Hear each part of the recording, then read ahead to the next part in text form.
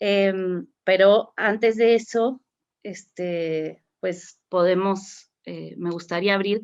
Creo que hubo algunos que se enojaron aquí en el chat. Yo les pido disculpas que no puedo estar exponiendo y revisando cada una de sus intervenciones, pero la idea es que ustedes puedan intervenir ahora en la segunda hora. No quería que pudiéramos tener una interacción desde el principio, porque me interesaba mucho saber cuál es la propuesta digamos, la idea que ustedes ya tenían sobre estos programas, pero no es que aquí todo lo contrario de que no discutamos, esto está abierto para que podamos discutir. Entonces no sé por qué hubo alguna confusión tal vez por ahí, y ahorita lo que les propondría es que podamos abrir un espacio para que puedan ustedes hacer preguntas. Se quedaron muchos temas seguramente en el aire y podemos entrar más a detalle, porque una hora es muy poquito tiempo para exponer una problemática tan compleja. Me faltó, quería comentarles sobre algunos temas que también salieron la vez pasada. Creo que Oscar y Vladimir habían preguntado sobre el papel de las empresas en los territorios. Creo que es muy, muy, muy relevante esa pregunta, y por eso también quería entrar un poquito a detalle sobre esto, pero lo que voy a hacer es que vamos a abrir las preguntas y ahorita voy retomando de acuerdo a las, digamos, preguntas concretas que ustedes vayan teniendo, ¿no? Y podemos ver algunos otros casos. Entonces... Perdón, Patricia, que te interrumpa tantito, solamente para hacer un comentario en cuanto a la organización. Ahorita se abre la ronda de participaciones o preguntas. Solamente como favor les pediríamos, si tienen alguna pregunta, pues que es una pregunta muy concreta para avanzar para darle oportunidad a más compañeros. Y si es alguna intervención, algún comentario, tratarlo de apuntalar en 2, 3 minutos, igual por el mismo tema, ¿no? Del tiempo. Ahorita tenemos en la lista a Luis Aznar, a Miriam Roque, a Vladimir Agustín y a Karen Arredondo. Patricia, si lo ves bien, empezamos, ¿o querías apuntar algo más? No, adelante, adelante. Vale, entonces le damos la palabra a Luis Aznar, por favor. Hola, ¿qué tal? Buenos días a todos. Sí, quiero puntualizar 2 puntos. Uno, que valdría la pena que previo a esta sesión o a las sesiones que siguen, se den lecturas para que el alumno tenga ya el contexto. Por ejemplo, las reglas de operación de Sembrando Vida o algún documento de referencia en la materia que permita al alumno estar debidamente informado. Muchas de las preguntas de Patti tienen que ver con qué medios de información utilizas o accedes para responder lo que ella pregunta, que me pareció bastante útil o interesante, pero hay que contextualizar mucho de lo que dijo Patti. Es necesario contextualizar para no ir sin entender la política desde hace más de 20, 30 años, y hay razones de ser de muchos temas en la materia, no solamente ambiental, forestal, climático. Hay todo un contexto institucional. Sin defender a las instituciones y sin contaminar el asunto de que han habido personajes o grupos que se han corrompido y todo lo que dijo Patti, que es correcto, así sucedió. Sí es importantísimo darle un contexto desde diferentes enfoques, desde el enfoque de que hay una tenencia de la tierra en el país, y eso responde a muchas de cómo se han formulado las políticas públicas. El caso concreto es pago por servicios ambientales, una política que ha contribuido mucho más, que inclusive se ha replicado a nivel mundial, que es modelo, que ha contribuido y ha fortalecido los objetivos para los cuales son. Sembrando Vida no solamente abre este esquema, sino lo diversifica, lo enriquece y mete otros componentes como el social para fortalecer todo el contexto que hay, 20, 30 años por lo menos, y por lo menos hablo de que son más de 50 años, desde los 70s, con las concesiones forestales, etcétera. Hay todo un contexto que valdría la pena que Patty tenga como información para que quienes están aquí de asistentes y no conocen o no logran visualizar la política pública de dónde viene y a dónde va, no se lleve toda esta impresión. Hay una pregunta de por qué no está en Querétaro, por ejemplo. Pues hay razones de ser de por qué no está.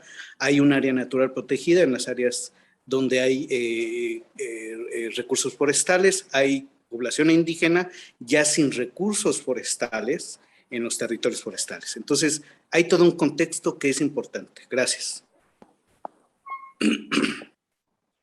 Bien, Gracias, solamente Luis. para...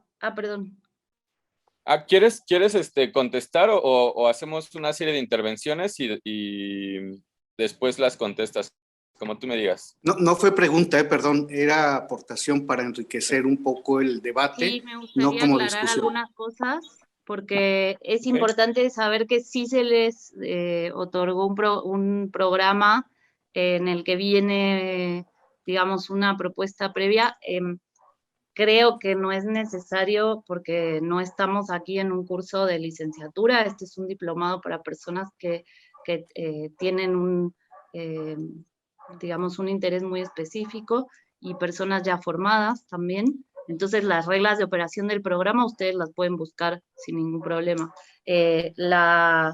La idea de que podamos entrar a discutir temas que van más allá de estos detalles que comentas, que son importantísimos,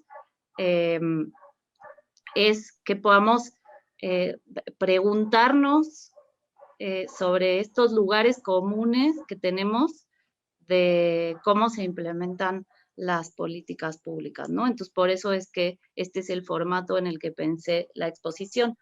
No quise entrar, digamos, yo a decir qué es el programa Sembrando Vida, porque me hubiera llevado toda la hora y lo importante es que podamos ir más allá de eso, ¿no? Entonces, solamente eso para aclarar, pero por supuesto, Luis, que lo que me parece muy, muy relevante del comentario que haces es que efectivamente no podemos quedarnos con la idea de que hacer política pública es algo que está separado de la historia de nuestro país, cuestiones agrarias, cuestiones de cómo se otorgan sí, concesiones y demás temas, y sí la propia historia de las instituciones, que las podemos defender o podemos analizar de manera crítica desde dónde fueron también construidas, ¿no? Entonces, muy, muy importante el comentario que haces, no nos podemos quedar con con la idea de que hacer una propuesta de política pública es algo simple y que implica como una suma de técnicas. No, es un conocimiento muy profundo del territorio y las relaciones que existen en los distintos lugares donde trabajamos, ¿no? En eso agradezco mucho tu comentario.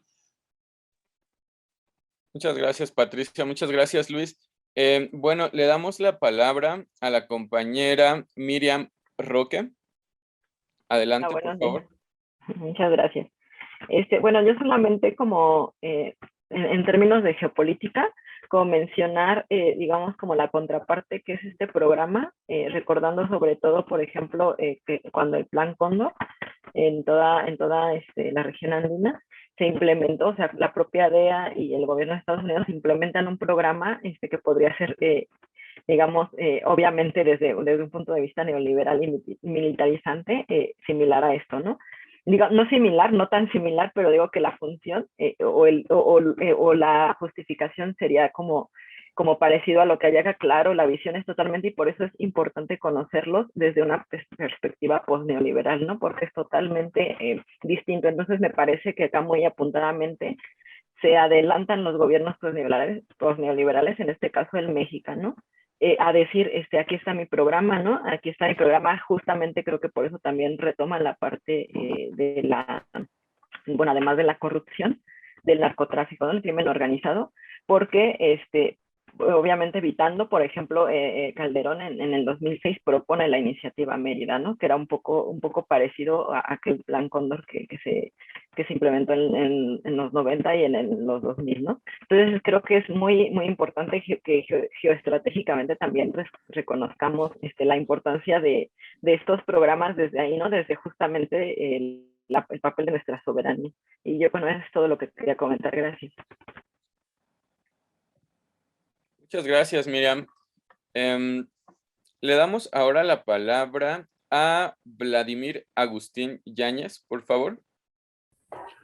Gracias, buenos días.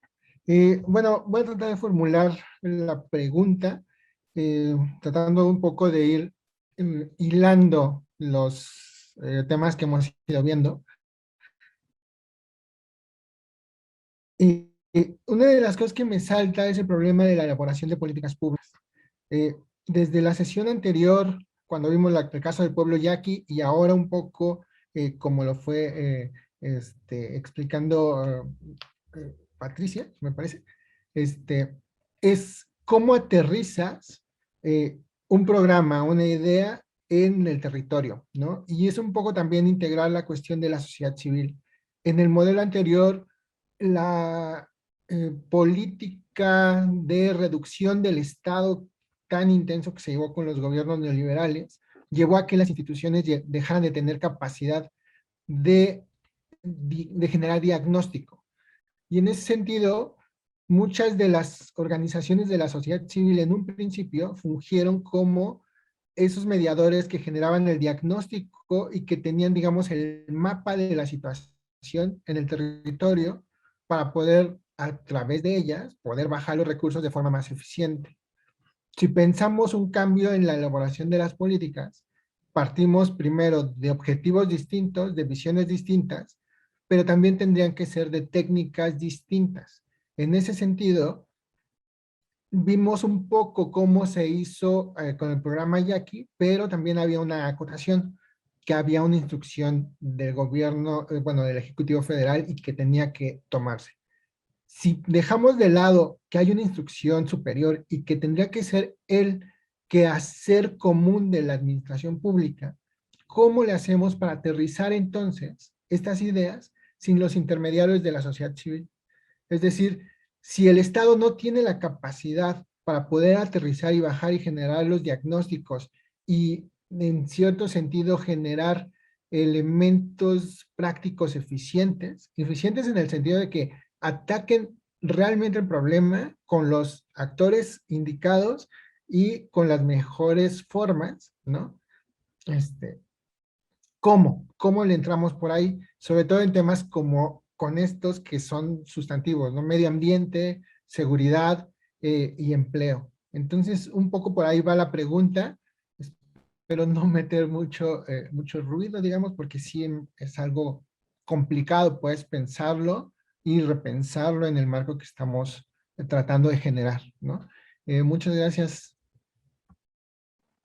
Muchas gracias, Vladimir.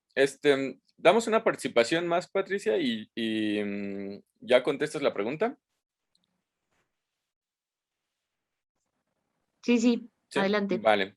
Entonces, por favor, la compañera Karen Arredondo, adelante.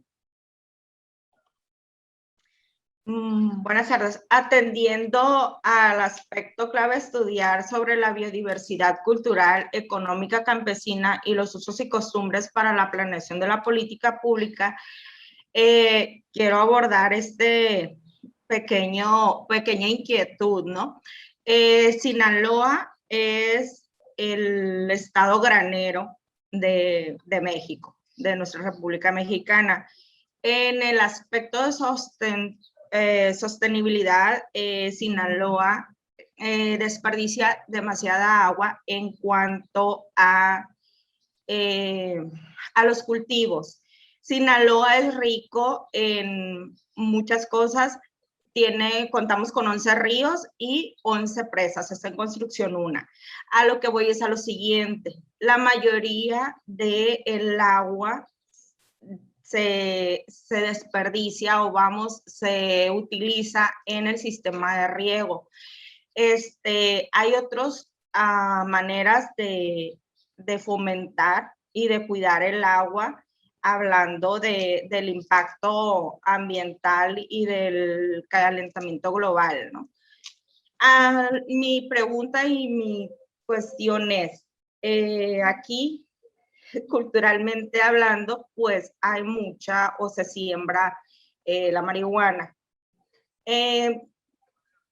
Sería cuestión como en Colombia, por ejemplo, que permitieron que se sembrara los cultivos de coca y se legalizara y se creara esa cultura ya viéndolo en el sentido de cuestión económica de los campesinos, ¿no? Aquí en Sinaloa, pues, sería cuestión, es una pregunta o cómo podríamos enfocarlo para que primero sería legalizar la marihuana y para poder que también sea parte de esa, y ya no sea como un contrabando, ya que no sea algo negativo. Esa es mi pregunta, mi duda o lo que me salta ahorita, ¿no? Muchas gracias, Karen. Pati, adelante, si gustas contestar las preguntas. Gracias, José Manuel. Sí, muy relevantes los comentarios, las preguntas. Entonces, a ver, el tema de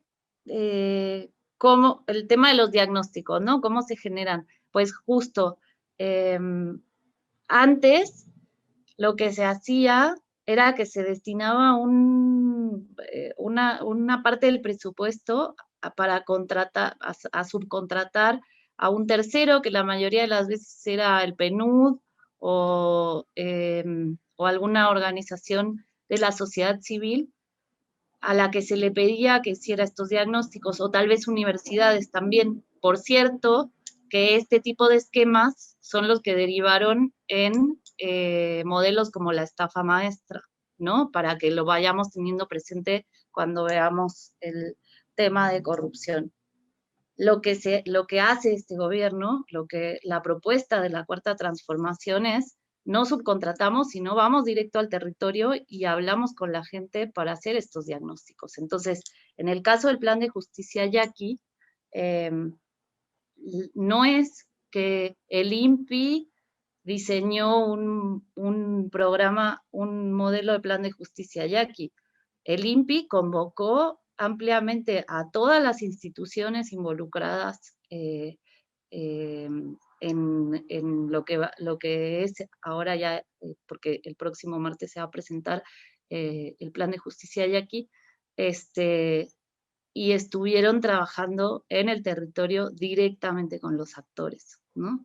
¿Cómo se hubiera hecho esto en un gobierno neoliberal? Se hubiera contratado, como les dije, al PNUD, a una universidad.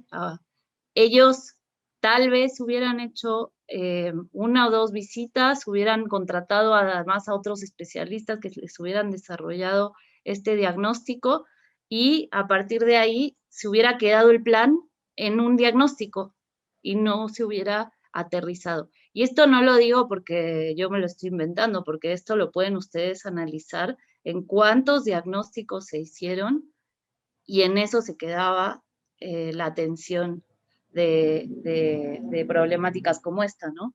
Entonces, no es desaparecer aspectos sustantivos, ¿no? Esto de la eliminación de intermediarios, sino que es tomarse muy en serio que hay que incluir como parte del trabajo del día a día del funcionario público el estar en el lugar concreto donde va a desarrollar su política pública, para que el diagnóstico se haga ahí y por quienes lo van a implementar, que eso también es muy importante, ¿no? De este nuevo enfoque que tenemos. Entonces, claro que esto dentro de las instituciones genera como crisis, porque pues sí, en muchos casos son las mismas personas, ¿no? Las mismas personas que, sobre todo en los puestos más técnicos, están las mismas personas y no están acostumbradas a que parte de su trabajo sea ir al territorio, sino estaban acostumbradas a que había un tercero, que era contratado, que podía ser la universidad o la organización de la sociedad civil, y eran ellos quienes iban, ¿no?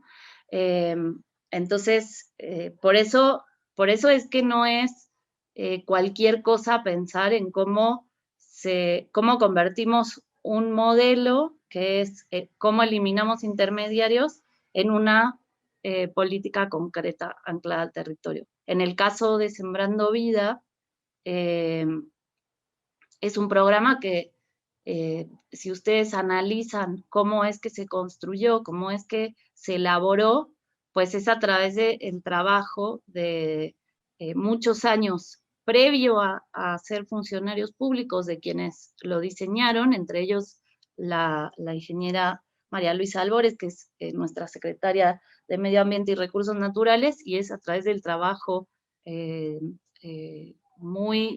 muchos años con organizaciones campesinas, de poder identificar cuáles eran las problemáticas que tenían estos esquemas neoliberales de combate al cambio climático, ¿no? En donde no se consideraba como eje central el trabajo campesino para atender el tema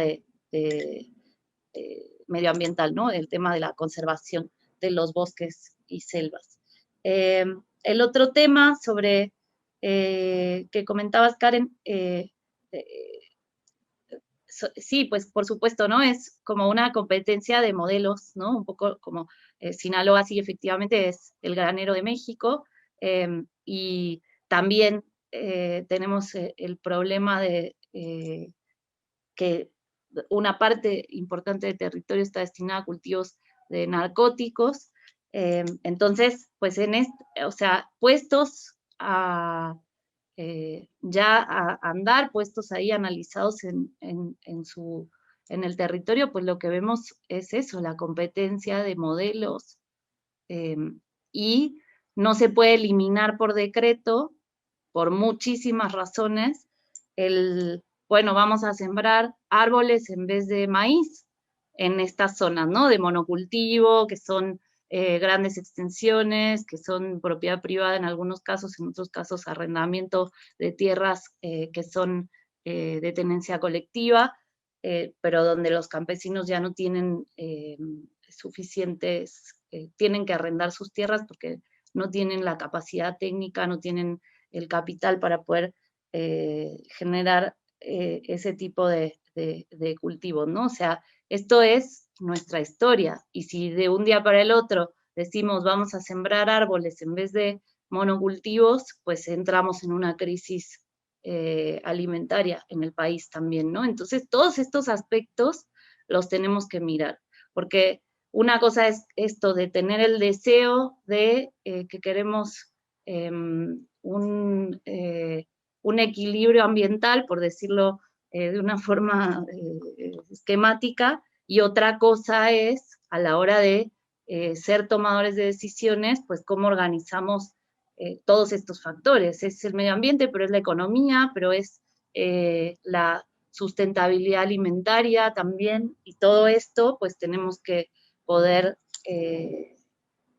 analizarlo y tenerlo muy, muy claramente planificado, para que esto no se vuelva una pues una cuestión muy anárquica, que es la propuesta que tiene el neoliberalismo, que es dejar a las fuerzas del mercado que se organice el territorio como se pueda, y esa es la historia que tuvimos previa, ¿no? La que ya conocemos.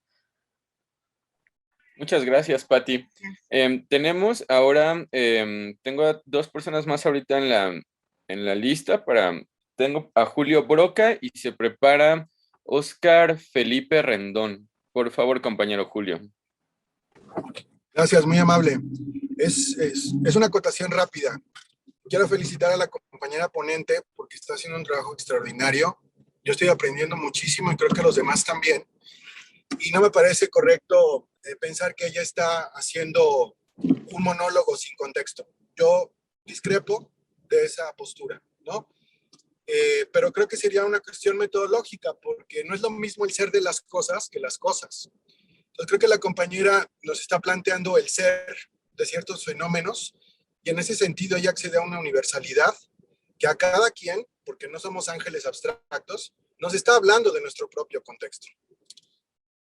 Entonces yo digo que habría que tener mucho cuidado con esas generalizaciones y felicitar a la compañera. Me parece que no es un monólogo y que no está cayendo en una descontextualización, pero es mi opinión personal, por supuesto. La segunda es una duda, una pregunta desde mi ignorancia. Tengo yo la idea muy vaga de que en algún momento nos convertimos en un país dependiente en términos alimentarios por ciertos tratados con otros países, y me da la impresión que ese tipo de tratados donde comenzamos a comprar algo que bien podríamos producir dejó al campesinado en una cuestión de indefensión y lo libera como mano de obra para todo este cultivo, ¿no?, de estupefacientes. Entonces me gustaría saber un poco si el gobierno está analizando ese tipo de cuestiones. Y la última, a lo mejor se ríen, me da mucha pena hacer una pregunta tan básica, pero no acabo de entender la diferencia. Veo que en muchos textos, o al menos a mí no me queda claro, si yo soy una persona común y corriente y me puedo llamar sociedad civil, o el término está reservado para estas asociaciones civiles que se organizan. Gracias. Muchas gracias, compañero Julio. Por favor, compañero Oscar Felipe, adelante.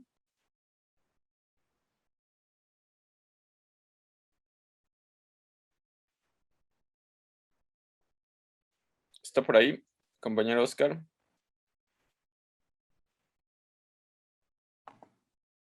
¿Sí? ¿No me escucho?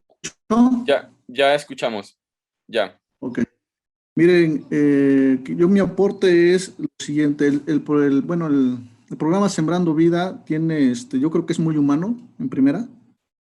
Y sí tiene, abarca muchos sentidos, ¿no? Desde dar empleo, combatir las emisiones de CO2, al aportar empleo, bueno, hay seguridad también, y bajan los índices del crimen al haber empleo, ¿no? Al circular dinero en las zonas. Yo creo que está muy bien eso, pero sí, y yo, como todo programas, a veces, bueno, falta complementar. ¿En qué sentido? Bueno, se está, de hecho, sembrando, se están, en este caso, ¿cómo se llama?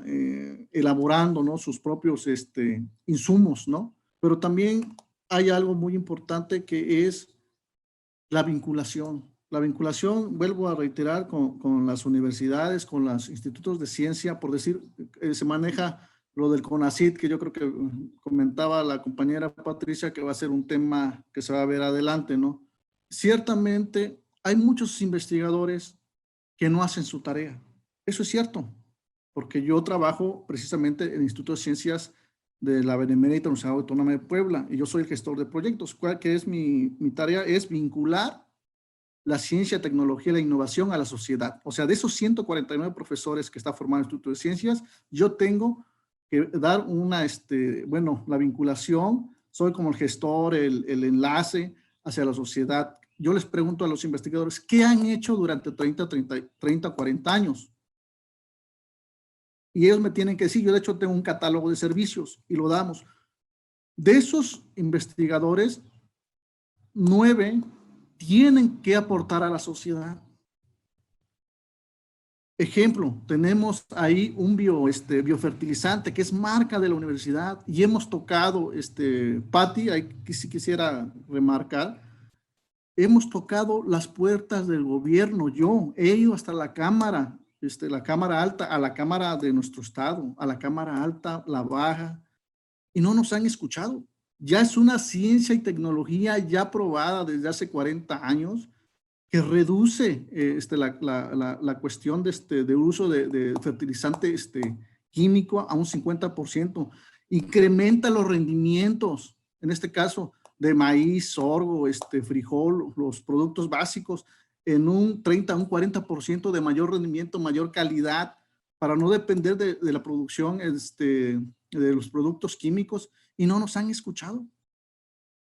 Entonces, ahí es cuando también el investigador cae en una desesperación, que no hay eco. Y esa tecnología, ¿a quién le cuesta? Esa tecnología le cuesta a nosotros los mexicanos, porque como son investigadores, que sus líneas de investigación han sido financiadas por recursos públicos, esa tecnología es de México. Pero no se escucha. Perdón, Ya... compañero Oscar, que lo interrumpa. Si pudiéramos ir cerrando la participación, por favor. Ok. Ya tocamos las puertas con Villalobos, con el doctor, y yo a lo que voy es que la ciencia y tecnología de nuestras universidades van muy de la mano con todos los proyectos del gobierno, tanto el que pasó hace 8 días como que es Sembrando Vida. Va muy de la mano y ojalá sean escuchadas las universidades, de verdad, los investigadores que sí quieren trabajar. Gracias. Muchas gracias, Oscar. Vamos a dar una intervención más y regresamos contigo, Pati. Tenemos a Belia Landeros, por favor.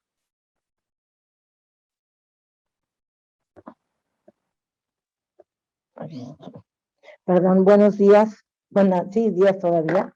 Bueno, en cuanto al... Estoy desde hace rato queriendo participar. El programa Sembrando Vida, pues yo lo entiendo que es para rescatar el campo, más que nada. ¿Por qué? Porque México es un país en un 90% dependiente de petróleo, de granos, de todo, cuando antes no lo éramos. Este programa fue creado desde Luis Echeverría. El Álvarez y el presidente lo llevaba cuando existía el Instituto Nacional Indigenista, se implementaban esos tipos de programas. El programa de Sembrando Vida, programa de crear ganado, de infinidad de cosas donde se contrataban especialistas. Y qué bueno que el licenciado Andrés Manuel, nuestro presidente, lo está retomando como principio. ¿Por qué? Porque y esto, la finalidad del programa es que seamos un país autosuficiente, construir un país sustentable y sostenible, porque en eso tenemos que enfocarnos ahorita los nuevos gobiernos.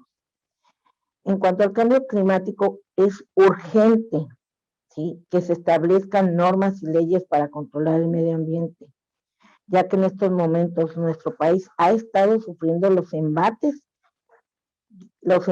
climáticos que se avecinan más adelante. Entonces, debido a esto tenemos que crear nosotros como ciudadanos ante las instancias correspondientes, ver estrategias climáticas para que nos ayuden, porque aunque ahorita con el programa de Sembrando Vida estamos sufriendo inundaciones que han destruido el campo.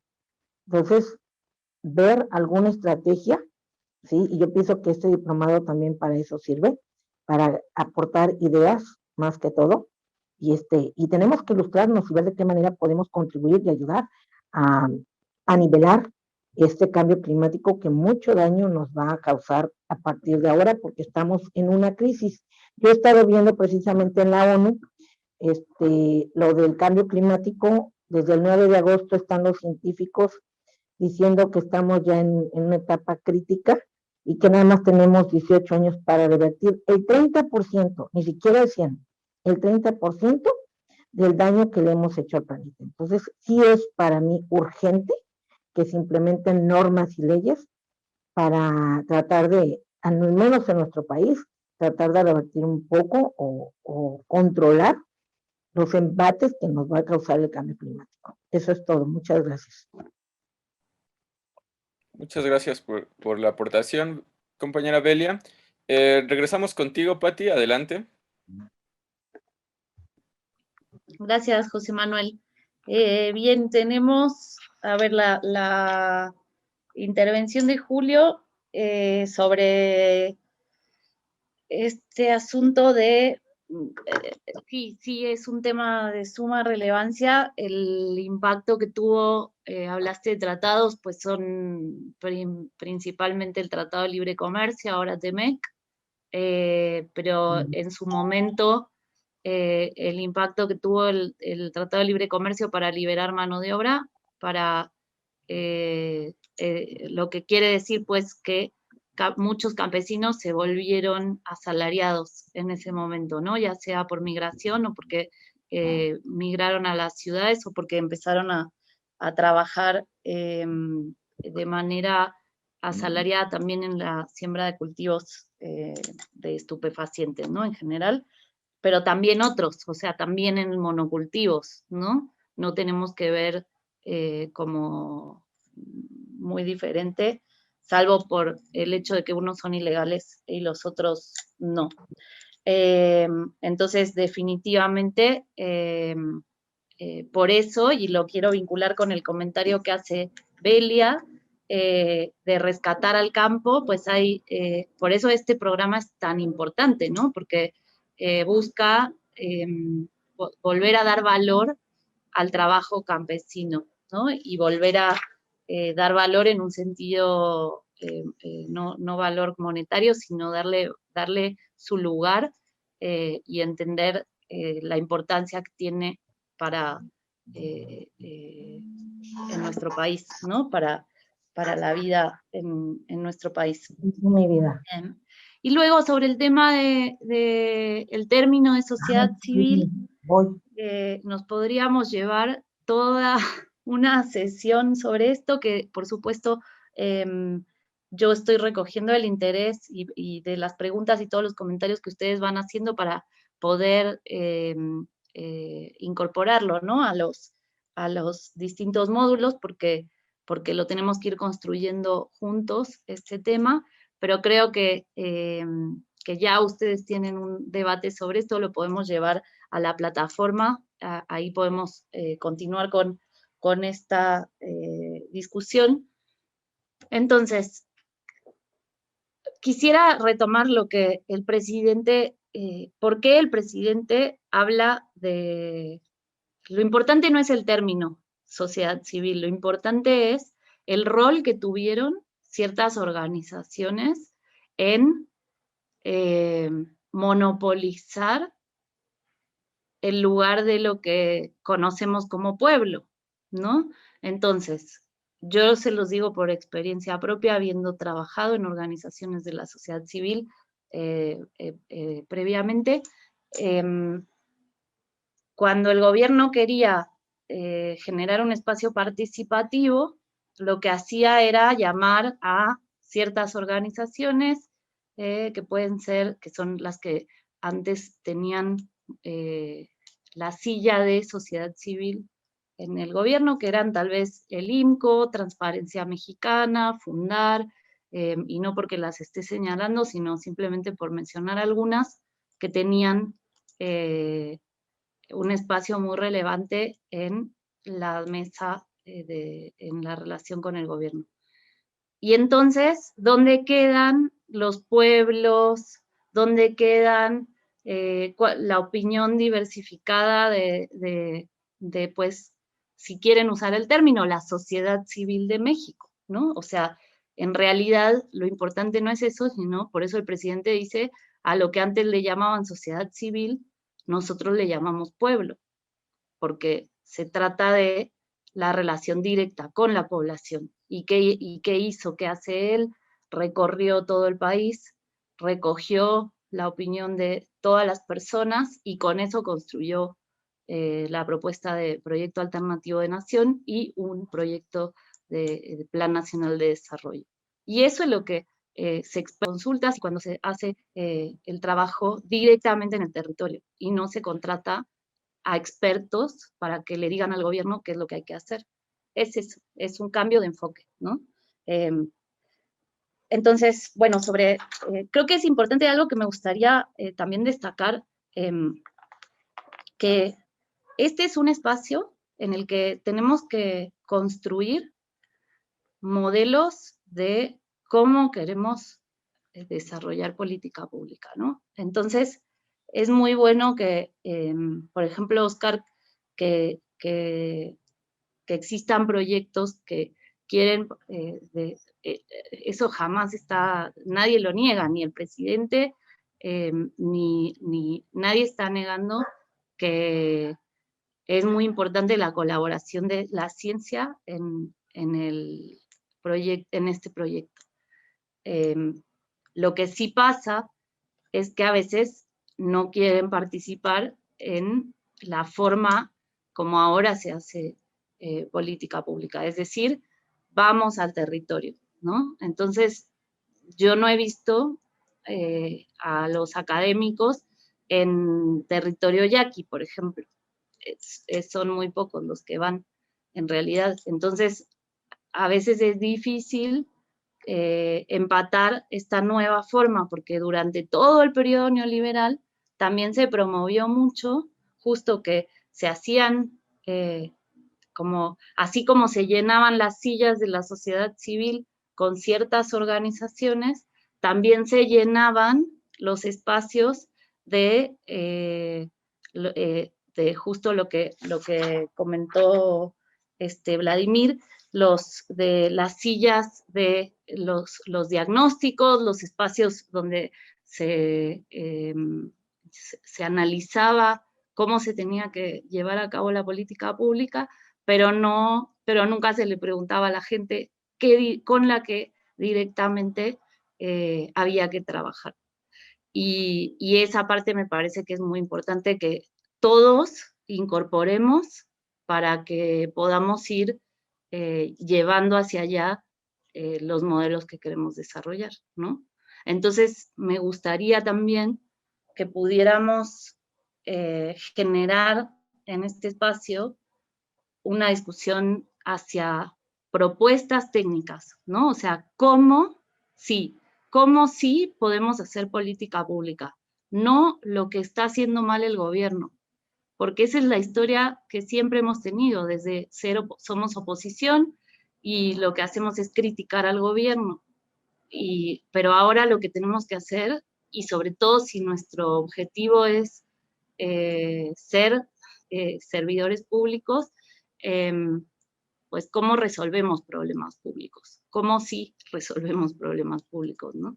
Creo que tenemos que orientarnos por ahí.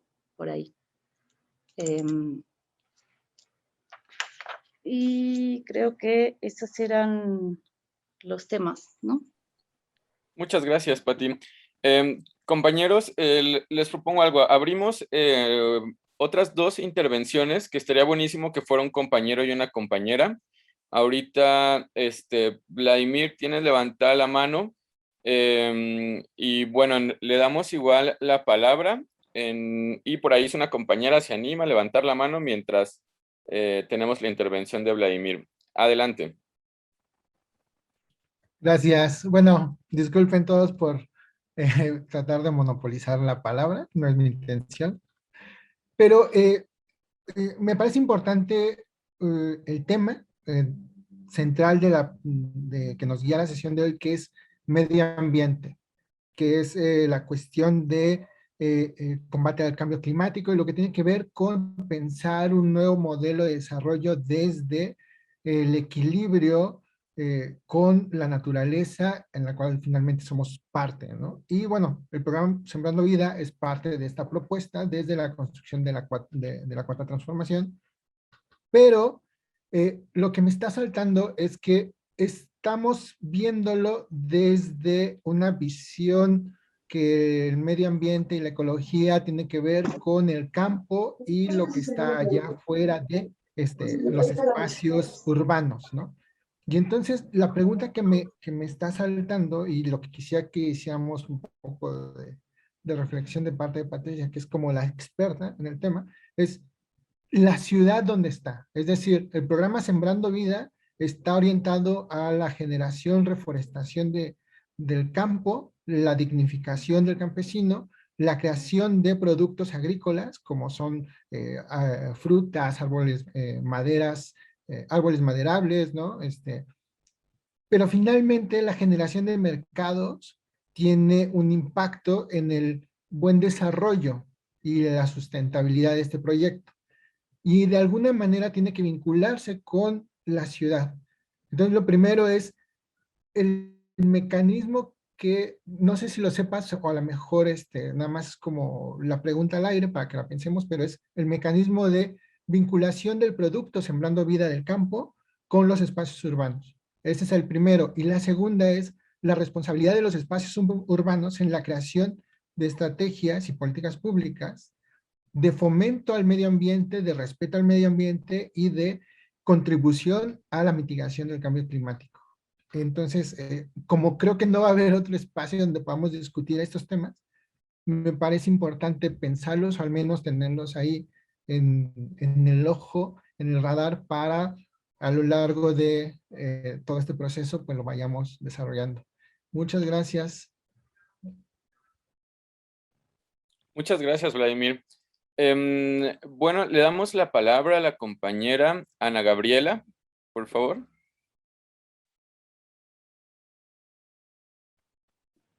Hola, buenos días, ¿me escuchan? Sí, adelante. Pues en el tema del medio ambiente me gustaría aportar mi experiencia que fue coordinar un consejo de medio ambiente ciudadano por medio de una institución que se llama Copladem, es para hacer un plan de desarrollo municipal. En mi municipio de Ensenada, Baja California, es una ciudad, bueno, es un como pueblo, municipio, no es una ciudad metropolitana, pero el punto es que el tema del medio ambiente no lo veo yo que sea una prioridad para el municipio. Como coordinadora de un consejo ciudadano, hicimos la tarea de ir con personas de todos los sectores, ¿no? Desde amas de casa, visitamos algunas colonias alejadas de la ciudad, estudiantes, investigadores del medio ambiente. Aquí hay muchos investigadores, aquí estudia la mayoría de los oceanólogos del país, creo que es el segundo escuela de oceanología o primera. Y el municipio, el Cabildo, aprobó como una forma de trabajar alineado a lo que eran los objetivos de la ONU, pero de esa acción en Cabildo y de esa intención en documentos, las acciones yo creo que son muy, muy pocas. Nosotros metimos como unas, no sé, 20 propuestas, de las cuales se cumplieron ni la mitad y a medias.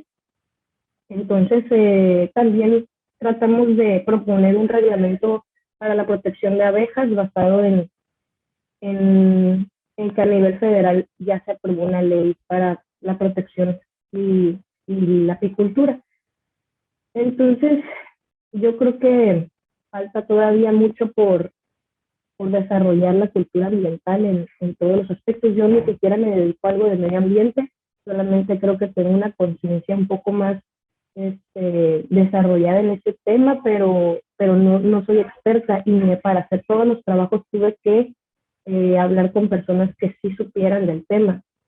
No nada más es necesaria la voluntad, sino todo el trabajo que implica sentarse a hacer las propuestas, escribir una estructura adecuada, entendible para todos. Pues esa es mi aportación. No sé si alguien tiene alguna pregunta sobre eso. Solo les digo que mi percepción es que falta mucho en el tema del medio ambiente. Y un detalle es que aquí, por ejemplo, en Ensenada, que es una bahía, una playa, es un puerto, nuestra playa está cerrada por ser tóxica para los ciudadanos. No podemos entrar a nuestra playa y eso se me hace pues una alerta roja, ¿no? O sea, que más que ese hecho para decir que no estamos haciendo nuestro trabajo ni como gobierno ni como de los ciudadanos, porque también es nuestra responsabilidad. Gracias. Muchas gracias, Ana. Patti, regresamos contigo. Perdón, nada más voy a hacer una precisión. Compañeros, tenemos a las 12 el segundo ponente, entonces ya estamos perfilando ahorita el cierre. Una disculpa para los compañeros que ahorita no les voy a dar la palabra, pero es más bien por una gestión del tiempo. Adelante, Pati. Gracias, José Manuel. Bueno, Ana Gabriela, muchas gracias por compartir tu experiencia. Definitivamente tenemos que involucrarnos todos en el tema ambiental, porque seamos expertos o no, todos vivimos en él, entonces se trata de que todos participemos, ¿no? Y pues así es como se va desarrollando también la experiencia y el conocimiento de por dónde sí, ¿no? Y creo que es muy rica la experiencia que compartes, porque es justo cómo se va construyendo este espacio donde los ciudadanos interpelan a la autoridad para que se cumpla con las normas ambientales, pero también con las necesidades de la población, ¿no?